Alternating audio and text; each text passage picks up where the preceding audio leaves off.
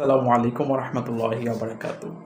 এখন থেকে আপনি ঝামেলা ছাড়াই ওয়ারিশ সনদপত্র দিয়ে খারিজ খতিয়ান করতে পারবেন। যদি আপনার বাবা মৃত্যুবরণ করে থাকে, ডেথ সার্টিফিকেট এবং ওয়ারিশ সনদপত্র দিয়ে খারিজের জন্য আবেদন করলে তাহলে আপনাকে এসিলেন্ট খারিজ করে দেবেন।